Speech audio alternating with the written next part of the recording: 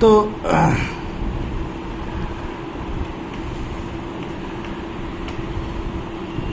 Trypsin, protease, peptidase, ঠিক আছে।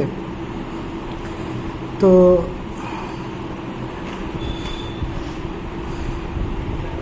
এগুলো যেগুলো আছে ট্রিপসিন, প্রোটিয়েজ, পেপটাইডেজ, ঠিক আছে। তো এই গুলো হ্যাঁ এগুলো হচ্ছে এনজাইমস, যেগুলো হচ্ছে ব্রেক করে পলিপেপটাইড চেনকে ব্রেক করে দেয় বা পেপটাইড চেনকে ব্রেক করে দিয়ে অ্যামাইনো অ্যাসিড বানায়। These amino acids which are being made, these amino acids are also further from their carbon is taken off. Amino acids are also broken down. But that happens in the cell. After the amino acids are made, the blood amino acid intestine में ऐसे villi रहता है.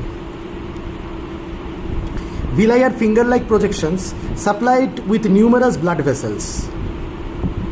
Intestine के surface में ऐसे villi रहता है, numerous blood vessel से सप्लाई रहता है, ताकि जो अमाइनो एसिड बने या ग्लूकोज बने या लिपिड्स ब्रेक होता है, ब्रेक होकर फैटी एसिड्स बन जाता है, ठीक है। कम इन व्हाट, तो whatever lipids break down as fatty acids and glycerol, okay, that also gets absorbed, okay, all gets absorbed in through the blood vessels, okay. Mainly the fatty acid and glycerol that gets absorbed, that goes into the lymph, not into the blood. Remember that, it's a classified information. Lymph is a fluid. Lymph is a fluid, like blood vessels are there all over the body, no? Lymph vessels are there all over the body. Lymph is a fluid which flows all over the body. Why it was there in class 9, no? Lymph tissue, lymphatic cells, so it enters in the lymph.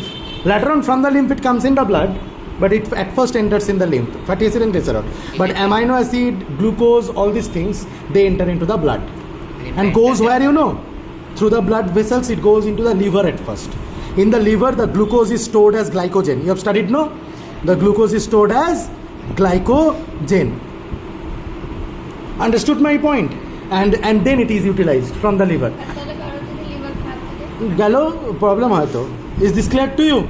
So that so these are the things. Sir, glycogen liver store হয়.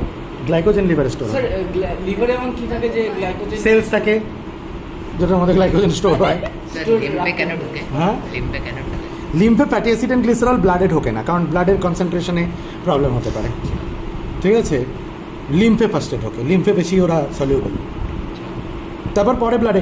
Lymph কীভাবে তৈরি হয় যদি দেখিস তাহলেই বুঝতে পারবি। ধর এটা একটা টিস্যু আছে, তো ব্লাড ভেসেলস আসলো, গ্লুকোজ বা অক্সিজেন জানিয়েই আসলো, এখানে ব্লাড ক্যাপিলারিজ তৈরি হয়। এখানেও কিন্তু ব্লাড ক্যাপিলারিজই থাকে। ব্লাড ক্যাপিলারিজ মানে হচ্ছে স্মল ব্লাড ভেসেলস, ঠিক আছে। তো স্মল ব্লাড ভেসেলস এখানে খাবার টাওয়ার রিলিজ করে দেয়, রক্তটাকে রিলিজ করে দেয়। তারপর এখান থেকে আরও ক্যাপিলারিজ ওঠে, দেখ যে নিয়ে আসে অক্সিজেন সে হচ্ছে আর্টারি, ঠিক আছে। আর্টারিজের থেকে যে ক্যাপিলারি জন্মায় তাকে বলে আর্ট্রিওল, ঠিক আছে। আর্ট্রিওলও ব্লাড ক্যাপিলারি। তারপর থাকে হচ্ছে ভেনিউলস মিলে হয় ভেইনস হচ্ছে ডিঅক্সিজেনেটেড ব্লাড নিয়ে যায়। যখন এই প্রসেসটা হয় তখন ব্লাডের কিছুটা প্লাজমা টিস্যুর মধ্যেই থেকে যায়, বুঝতে পারলি? Some amount of plasma of the blood, watery part of the blood remains in the tissue. ওই টিস্যুর থেকে আবার আরেকটা সিস্টেম তৈরি হয়, সেটাকে বলে লিম্ফ্যাটিক ভেসেলস আর লিম্ফ্যাটিক সিস্টেম, যেটার মধ্যেই প্লাজমাটা ঘুরে বেড়ায়, ওটাই লিম্ফ, ঠিক আছে।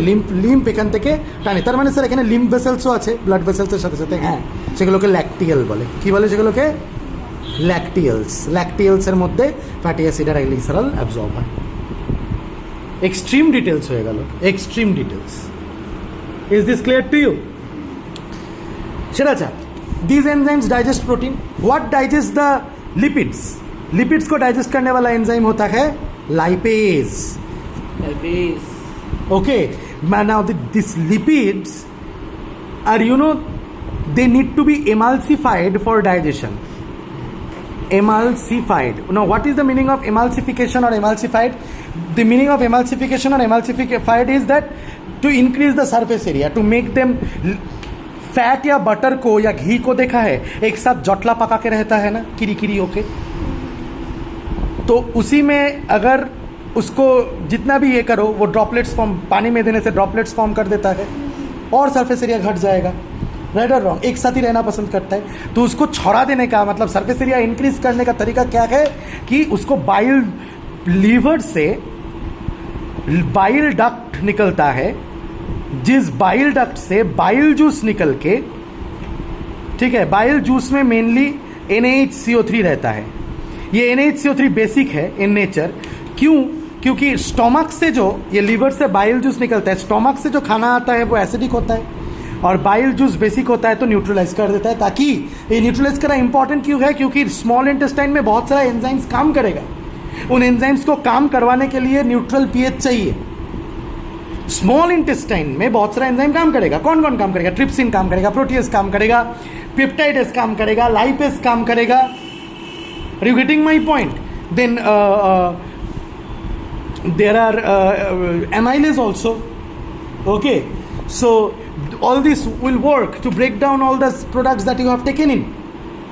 So for the enzymes to work properly, you know the function of enzymes.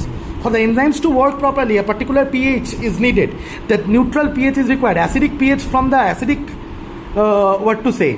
acidic concentration or acidic food coming, the enzymes will not work. That's why bile juice first function is that this NaHCO3 basic neutralizes the acidic food coming from the stomach.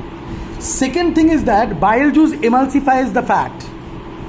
Bile juice emulsifies the fat. Is this clear to you? Understood? Okay, wait.